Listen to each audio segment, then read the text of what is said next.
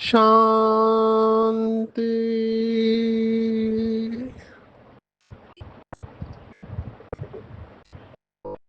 आज 25 मई 2025 भारत में रविवार है। Today is 25 May 2025 and it's Sunday in Bharat. आज की मुरली का जादुई रहस्य स्वयं को प्रेरणा देने के लिए magical secrets of today's Murli for motivating the self. आज रविवार है तो अव्यक्त बाप दादा के बहुत ही पावरफुल और मधुर महावाक्य है। मुरली की रिवाइज तारीख है 4 सितंबर 2005। The revise date of the Murli is 4 सितंबर 2005। आज की मुरली विशेष मैं कहूँगा, भट्टी की मुरली कहेंगे। बहुत प्रेरणादायी है। गांठ बांध लेनी चाहिए आज की मुरली सुनकर। मुझे तो बहुत मोटिवेशन मिला। मैं इस समय कर्नाटक के मैंगलोर में हूँ। आज तारीख यहाँ पर 23 है और 23 तारीख को मैं 25 तारीख की मुरली रिकॉर्ड कर रहा हूँ, जबकि आज शरीर का लिमिटेशन पहुंच गया है। होल डे विहासा का ट्रेनिंग रहा और उसके बाद शाम को सेंटर पर आके मुरली रिकॉर्ड कर रहे रहस्य। आवाज़ में थोड़ा सा मैं महसूस कर रहा हूँ, एनर्जी शरीर के ऊपर इफेक्ट आ रहा है, लेकिन मुरली पढ़ के फिर से शक्ति जागृत हो गई। ये मुरली मैंने कल भी पढ़ी थी, चिंतन चल रहा था, आज फिर से पढ़ा तो लग रहा है कि ये एक ही मुरली काफ़ी है संपूर्ण अवस्था को प्राप्त करने के लिए। कितने सुंदर महावाक्य है बाबा के। भगवान वाच है, अगर कोई इस मुरली को बार बार पढ़े तो भी श्रेष्ठ परिवर्तन के लायक बन सकते हैं, एग्जाम्पल बन सकते हैं। जो टाइटल है मुरली का कि शिक्षा के साथ क्षमा और रहम को अपना लो, दुआएं दो दुआएं लो, तो आपका घर आश्रम बन जाएगा। अभी देखो, बाबा ने मुरलियों में कहा है कि कलयुग और सतयुग में क्या फर्क है। घर तो सतयुग में भी होगा, गृहस्थ तो वहां पर भी है, यहाँ पर भी है। फर्क क्या है कि कलयुग में गृहस्थ अलग है और आश्रम अलग है, और सतयुग में गृहस्थ आश्रम है।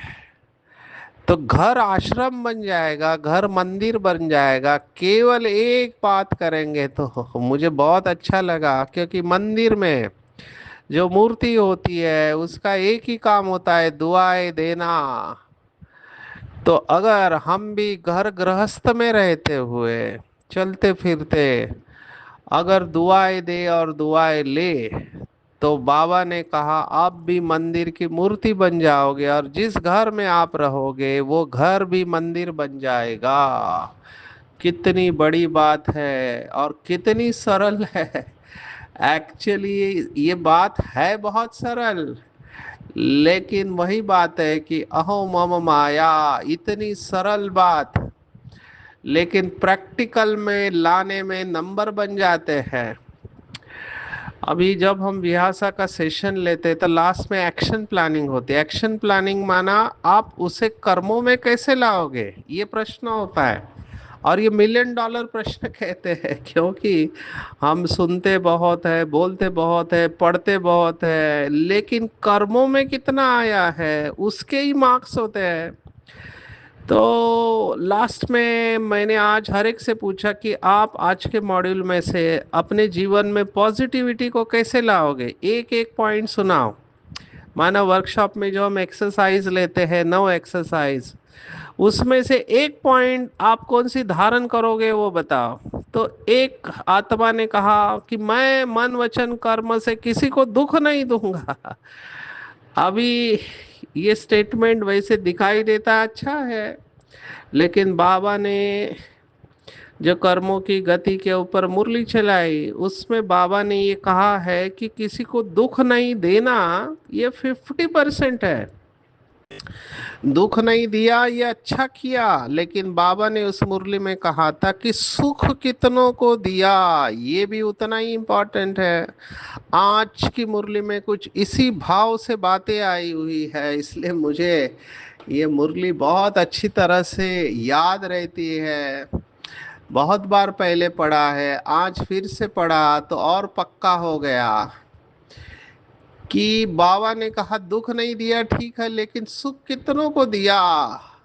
बाबा का बेसिक श्रीमत है, सुख दो और सुख लो, ना दुख दो ना दुख लो। अभी यहाँ गड़बड़ क्या होती है कि हम किसी को दुख नहीं देते, उसमें पास है, लेकिन दूसरा जब हमको दुख देता है तो फिर ले लेते हैं। आज इसके ऊपर भी चर्चा हुई वर्कशॉप में कि ऐसा क्यों होता है कि जब कोई टीका करता है या कोई उल्टा सुल्टा शब्द बोलता है जो नहीं बोलना चाहिए, तो हमको हर्ट फीलिंग क्यों होती है, अंदर से तकलीफ क्यों होती है, दुख क्यों होता है। होना नहीं चाहिए लेकिन दुख होता है। तो बाबा के बच्चे तो सभी अभी समझदार हो गए हैं, जो रोज मुरली पढ़ते हैं, मनन चिंतन करते हैं, उनको इसका जवाब पता है। अंग्रेजी में कहावत है कि if it hurts it's ego. बाबा के महावाक्य कहेंगे, जहाँ अभिमान है वहाँ अपमान की फीलिंग आती है, जहाँ स्वमान है वहाँ अपमान की फीलिंग आ नहीं सकती है। असंभव है, जैसे जब दिन है तो रात नहीं हो सकती, और जब रात है तो दिन नहीं हो सकता। तो अपमान माना अंधेरा और स्वमान माना दिन का उजाला। तो ये कैसे संभव है, दोनों एक साथ नहीं रह सकते। तो अपमान की फीलिंग आ रही है, मतलब अंधेरा है, आत्मा की लाइट कम है, मतलब देह अभिमान है, और जहाँ ये होगा वहाँ हर्ट या दुख की फीलिंग आएगी जरूर। आज बाबा ने उसी भाव को अलग तरीके से कहा है कि कोई आपको दुख दे भी तो आप उसे लेना नहीं, वह दे लेकिन आप नहीं लेना, क्योंकि देने वाले ने दे दिया, लेकिन लेने वाले तो आप हो ना। मैं ये स्ट्रेस मैनेजमेंट में ये बात सुनाता हूँ। अभी मथुरा गया था, आईएमए के डॉक्टर्स का सेशन था, उनको भी मैंने यही कहा। तो सभी कहते हैं कि टेंशन देते हैं लोग, मैंने एक ही कहा, आप लेते क्यों हो। देने वाले का काम देना है, लेने वाले का काम लेना है या नहीं लेना। तो कोई हमको बुरी चीज देता है, देखो बाबा ने क्या कहा, अगर वह बुरी चीज देता है, दुख देता है, अशांति देता है, तो बुरी चीज है ना। आपको दुख पसंद है, नहीं पसंद है ना, तो बुरी चीज हो गई। तो बुरी चीज ली जाती है क्या, कोई आपको बुरी चीज देवे तो आप ले लेंगे, लेंगे नहीं लेंगे ना, तो लेते क्यों हो। ले तो लेते हो ना, अगर दुख ले लेते हो तो दुखी कौन होता है, आप होते हो या वह होता है। तो बाबा ने कहा लेने वाला ज्यादा दुखी होता है, अंडरलाइन करेंगे, दुख लेने वाला ज्यादा दुखी होता है। अगर अभी से दुख लेंगे नहीं तो आधा दुख तो आपका दूर हो गया, लेंगे ही नहीं ना, और आप दुख के बजाय उसको सुख देंगे तो दुआएं मिलेगी, तो सुखी भी रहेंगे और दुआओं का खजाना भी भरपूर होता जाएगा। हर आत्मा से कैसी भी हो, आप दुआएं लो, शुभ भावना शुभ कामना रखो। बहुत बड़ी बात है ये। अभी ये प्रैक्टिकल में कैसे आ सकती है? बाबा ने इसके ऊपर बहुत मुरलियाँ चलाई है, कुछ बातें रिवाइज करने के लिए है। बाबा ने कहा अगर कोई आपको बद्दुआ दे रहा है, समझो आप वैसे है नहीं, फिर भी आपको बोल रहा है। हमने ये कोटेशन बहुत बार देखा है, if you are right no need to get angry, and if you are wrong you don't have any right to get angry. गुस्सा करने का प्रश्न ही नहीं आता है अगर आप सही हो, और अगर आप गलत हो तो आपको गुस्सा करने का अधिकार ही नहीं है। दोनों सिचुएशन में शांत रहना है। अगर कोई आपको बद्दुआ दे रहा है, समझो बुरा भला कह रहा है, जो नहीं बोलना चाहिए ऐसा बोल रहा है, तो उस समय बाबा ने कहा रहम आना चाहिए, क्योंकि परवश आत्मा के ऊपर गुस्सा नहीं आता, रहम आता है। बेचारा दुखी है। ये बहुत इम्पोर्टेंट बात है, बहुत इम्पोर्टेंट बात है। दुखी आत्मा को हमको और दुखी नहीं करना है। जिसके पास जो होगा वो वही देगा। दुखी आत्मा दुख देगी, सुखी आत्मा सुख देगी। आप कौन सी आत्मा हो? तो अगर कोई हमको बद्दुआ देता है, जैसे बाबा ने देखो एक मुरली में कितनी सुंदर बात कही कि ब्रह्मा कुमारियों को भी गालियां देते हैं। तो बाबा के पास एक कंप्लेंट गई कि ब्रह्मा कुमारी को ऐसे कहते हैं। तो बाबा ने कहा कम से कम ब्रह्मा का नाम तो लेते हैं। अभी मैं ये सुनकर बहुत खुश हुआ। देखो बाबा उसमें भी पॉजिटिविटी देख रहा है कि भले वो ब्रह्मा कुमारी को गालियां देते हैं, जो नहीं बोलना चाहिए बोलते, लेकिन उस बहाने ब्रह्मा का नाम तो मुख पे आ रहा है। कितना पॉजिटिव है। अभी कुछ दिन पहले कहा था कोई आपको मारे, जैसे बंधन वाली माताओं को, तो बाबा ने कहा अहो सौभाग्य, मार खाने से हिसाब किताब चुकता हो रहा है, बाबा की याद रह रही है, विकर्म विनाश हो रहे हैं, तो convert that situation into positive. तो कैसी भी आत्मा हो, आपको बद्दुआ दे, आप उसे दुआ देना। ये आज की क्रक्स है मुरली की पॉइंट। बाबा ने बहुत बार कहा है, सबसे सहज विधि बाबा ने कही। आज की मुरली की क्रक्स पॉइंट, सबसे सहज विधि है, अपने को भरपूर करना है। तो अमृत वेले से रात तक सबको जो भी मिले उससे दुआएं लो और दुआएं दो। अंडरलाइन करेंगे, अमृत वेले से रात तक। अभी देखो यहाँ पर मणिपाल करके सेंटर है, तो मणिपाल के बीके परिवार ने बहुत अच्छे टी शर्ट्स बनाए हैं। तो टी शर्ट्स में पीछे ये लोग स्लोगन लिखते हैं, मुझे दिखा रहे थे, उसमें ये स्लोगन था दुआएं दो दुआएं लो। इफ यू सिंप्लीफाई, ऐसे अंग्रेजी में लिखा है, if you simplify you simply fly. तो ऐसे बहुत अच्छे अच्छे स्लोगन है। प्रश्न चित्त नहीं प्रसन्न चित्त बनो, ये स्लोगन बैक पे लिखे हैं, नीचे ब्रह्मा कुमारीस। तो ये टी शर्ट के द्वारा भी सेवा होती है। ये दुआएं देना और दुआएं लेना बहुत सहज साधन है आगे बढ़ने का। बाबा ने एक मुरली में कहा था आपको भाषण करना नहीं आता कोई बात नहीं है, आपको किसी को समझाना नहीं आता है कोई बात नहीं है, आपके अंदर धारणा नहीं होती कोई बात नहीं है, योग नहीं लगता कोई बात नहीं, केवल एक काम करो सुबह से रात तक, बस दुआएं दो और दुआएं लो। अभी इसमें भी देखो देना इजी है लेकिन कोई आपको नहीं दे रहा है, बद्दुआ दे रहा है, तो क्या करेंगे? बाबा ने आज देखो शब्द क्या इस्तेमाल किए है, कोई बद्दुआ दे तो क्या करेंगे? आपको बार बार तंग करे, और ऐसे लोग होते हैं बार बार तंग करते हैं जैसे कोई पीछे ही पड़ा है। देखो आप परमात्मा के बच्चे, दाता के बच्चे हो ना, तो मास्टर दाता तो हो। तो दाता का काम क्या होता है? देना। तो सबसे अच्छी चीज है दुआएं देना। तो कैसी भी व्यक्ति हो, लेकिन है तो आपका भाई बहन, परमात्मा के बच्चे तो भाई बहन हो ना। तो परमात्मा का बच्चा है, ये किसके लिए? जो आपको बद्दुआ देता है, परमात्मा का बच्चा है, मेरा ईश्वरीय भाई है, बहन है। उसको क्या देंगे? बद्दुआ देंगे क्या? बाप कभी बद्दुआ देता है? देगा? देता है? हाँ या ना? हाँ ना करो, बहुत खुश रहेंगे। क्यों? अगर बद्दुआ वाले को भी आप दुआ देंगे, वो दे ना दे, लेकिन आप दुआ लेंगे तो दुख क्यों होगा? देखो, बाबा ये सब सुना के हमको दुखों से मुक्त करने आया है। यही है भगवान का गायन, कि वो सुख करता और दुख हरता है। लेकिन कोई मैजिक नहीं है। ज्ञान के आधार पर, समझ के आधार पर कर्मों को श्रेष्ठ बना रहा है बाबा।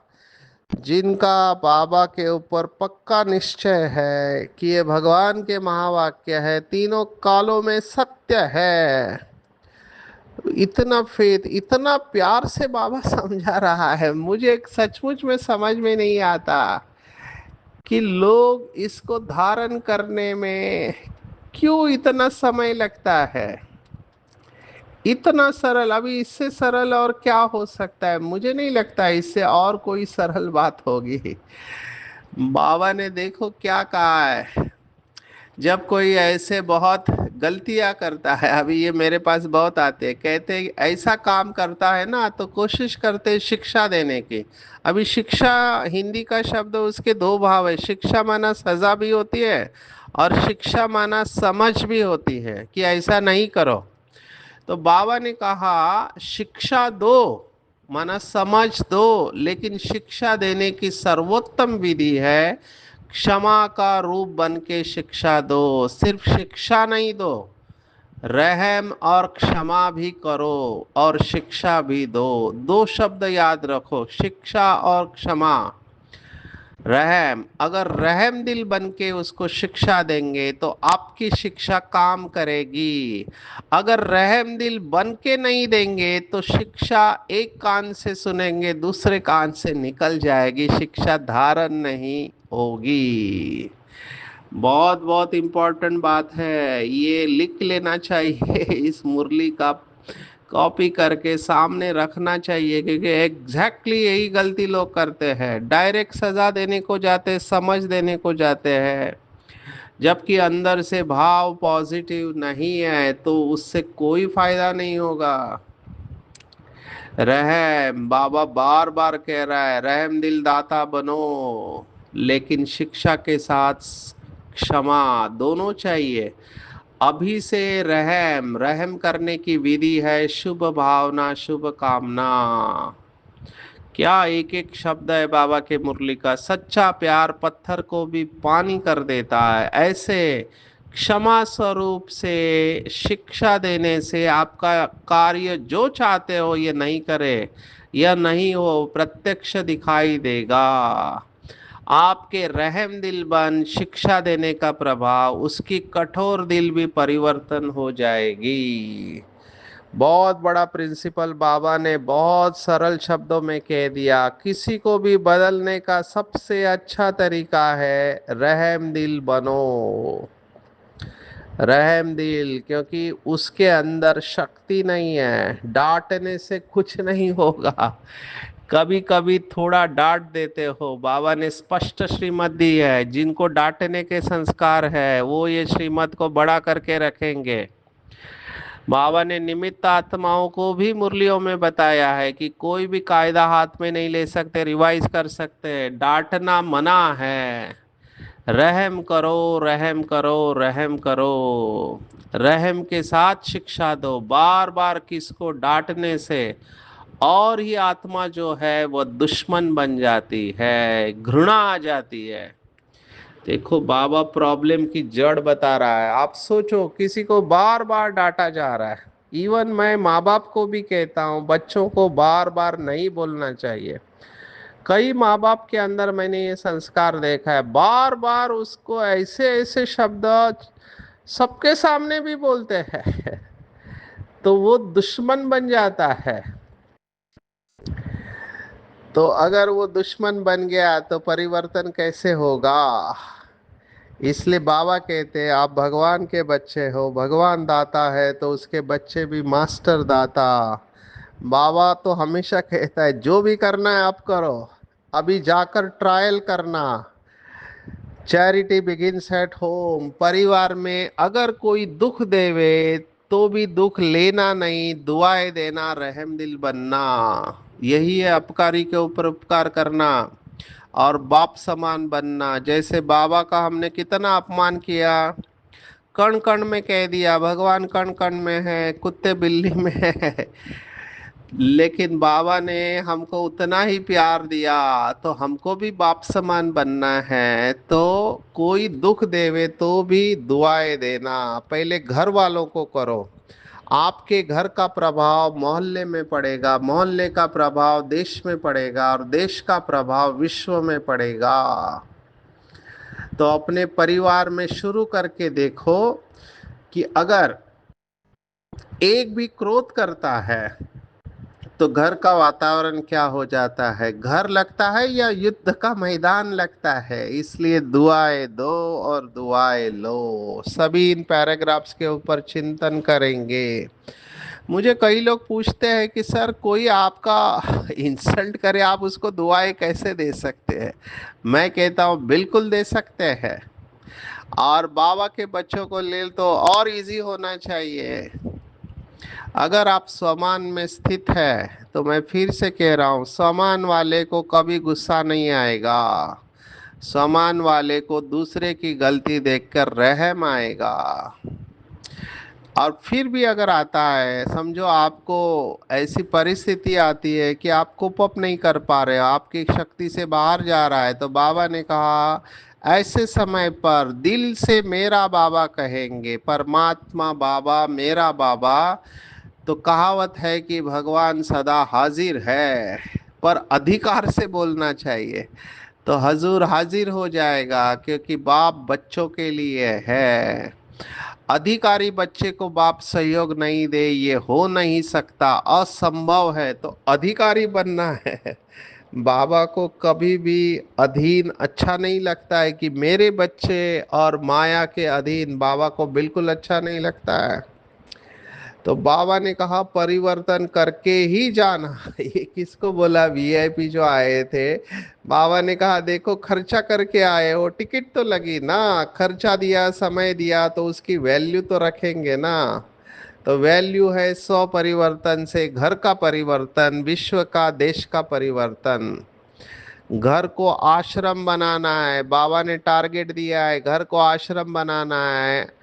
और तभी होगा जब हम मूर्ति बन जाएंगे, क्योंकि मूर्ति के आगे चिल्लाते हैं मर्सी दो, दुआ दो। तो बाबा ने कहा दुआ देना है, ईश्वरीय प्यार, आत्मिक प्यार देना है, शरीर का प्यार नहीं। आजकल जो प्यार है वो स्वार्थ का प्यार है, दिल का प्यार नहीं है। देखो बाबा के एक एक शब्द पढ़ने जैसे है, मुझे और कुछ भी बताने की जरूरत नहीं है। स्वार्थ होगा तो प्यार देंगे, स्वार्थ नहीं होगा तो डोंट केयर करेंगे। तो आपको आत्मिक प्यार देना है। बाबा ने इसके ऊपर मुरली चलाई है, आत्मिक स्नेह की मूर्ति बनो, और इसके लिए सहन तो करना पड़ेगा बाबा ने कहा। लेकिन सहन के साथ में समाने की शक्ति भी बहुत ज़रूरी है। सहन शक्ति का फल मीठा होता है, इसे कहते हैं सब्र का फल मीठा होता है। आज बाबा ने कहा सहन शक्ति का फल बड़ा मीठा होता है, सहन करना पड़ता है लेकिन फल बड़ा मीठा होता है।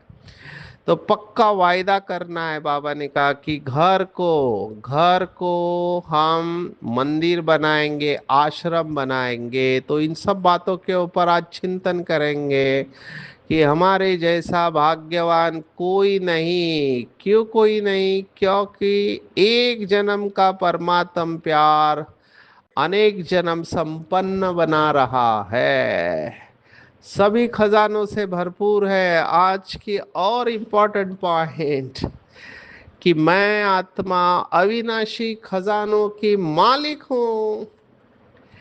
कितने खजाने हैं। आज तो 4 सब्जेक्ट के हिसाब से बताया कि ज्ञान का खजाना, जिससे व्यर्थ से मुक्त हो जाते, निगेटिव से भी मुक्त, विकल्प विकर्म से मुक्त। अगर आता भी है, बाबा ने कहा, व्यर्थ विकल्प, तो ज्ञान के बल से विजयी बन जाते हैं। तो ज्ञान का खजाना। दूसरा है योग या याद से शक्तियों का खजाना। विघ्न विनाशक बन जाते हैं जब शक्तियों के खजाने से भरपूर होते हैं। तो तीसरा है धारणाओं का खजाना, सर्वगुण संपन्न बना देता है। और सेवा का खजाना, हाँ हाँ हाँ, सेवा से दुआएं मिलती है, खुशी होती है। अभी देखो, होल डे व्यासा लेने के बाद भी एनर्जी महसूस क्यों हो रही है? क्योंकि खुशी मिल रही है, दुआएं मिल रही है। बाप सभी को एक जैसे ही खजाने देते हैं, कोई को कम कोई को ज्यादा नहीं देते, लेकिन लेने वालों में फर्क हो जाता है।